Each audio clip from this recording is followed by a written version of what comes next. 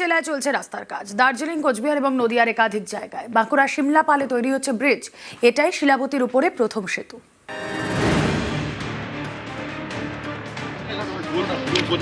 শিলিগুড়ির খড়িবাড়ি এখানকার কেশরডোবা গ্রামে তৈরি হচ্ছে ঢালাই রাস্তা। মঙ্গলবার থেকে শুরু হয়ে গেল রাস্তার কাজ। এটাই কেশরডোবা থেকে খড়িবাড়ি হয়ে শিলিগুড়ি যাওয়ার একমাত্র রাস্তা। স্থানীয়দের দাবি, এই গুরুত্বপূর্ণ রাস্তা দীর্ঘদিন ধরে বেহাল। এবার তা নতুন করে তৈরি হচ্ছে প্রায় 10 বছর পর। সবারই অনেক সুবিধা হবে, গাড়ি ঘোড়া যাবে আসবে, একটু জায়গার ডিমান্ডটাও বাড়বে, একটু জায়গাটা উন্নতি হবে।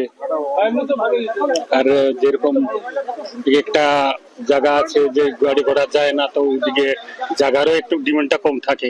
সুবিধা তো হয়। এটা আনুমানিক 750 মিটার মতো লম্বা হবে এবং 8 ফিট চড়া হবে। 17 লক্ষ টাকা ব্যয় এটা হচ্ছে। আগামী দিনে এলাকার মানুষ চাষ বাগান আছে, চাষবাসের সুবিধা হবে এবং এখানটা অনেক বাচ্চা কাচ্চা খড়িবাড়ি স্কুল থেকে খড়িবাড়ি হসপিটালে, খড়িবাড়ি বাজারে যায়, তাদের সুবিধা হবে।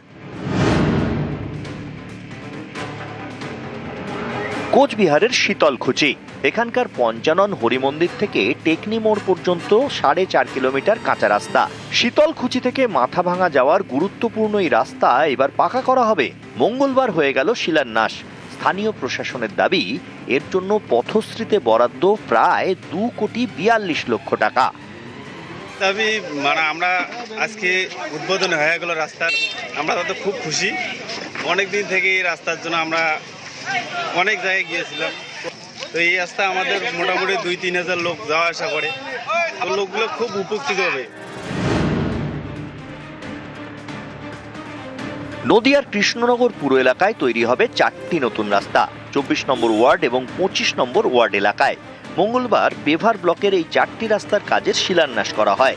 স্থানীয় প্রশাসনের দাবি, রাস্তাগুলির জন্য প্রায় 1,05,00,000 টাকা বরাদ্দ করা হয়েছে। এই রাস্তাটার জন্য খুব অসুবিধায় ভোগ করেছি। আশা করি, আমরা ভাবছি যে কয়েকদিনের মধ্যে আমাদের রাস্তাটা ঠিক হবে। এখন শুনছি যে রাস্তাটা হচ্ছে, আমরা খুব খুশি।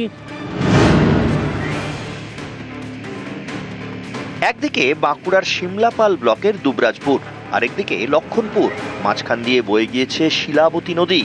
এই নদীর ওপরে কোনো সেতু নেই। স্থানীয়দের তৈরি করা সাঁকোই একমাত্র ভরসা। বর্ষায় সাঁকো ভেসে গেলে ভোগান্তির শেষ নেই। এবার দুর্ভোগের ছবিটা বদলাতে চলেছে। সাঁকোর পাশেই তৈরি হচ্ছে অস্থায়ী সেতু। এটা ভালোই হচ্ছে, এটা আমাদের সুবিধা হলো, ফিরাতে সুবিধা হচ্ছে, আমাদের আসা যাওয়ার সুবিধা হচ্ছে, জলে নামতে হচ্ছে না।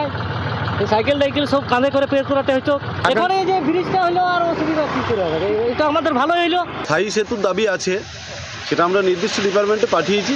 আপাতত এলাকার মানুষের কথা ভেবে আমাদের মাননীয় সাংসদ শ্রীঅরূপ চক্রবর্তী তার তহবিল থেকে মঞ্জুর করেছেন অর্থ, এবং সেই অর্থে আমরা অস্থায়ীভাবে সেতু নির্মাণ করে দিলাম। আপাতত কাজ চলবে, এটা নিয়েই মানুষ পারাপার করতে পারবেন। নিউজ 18 বাংলা।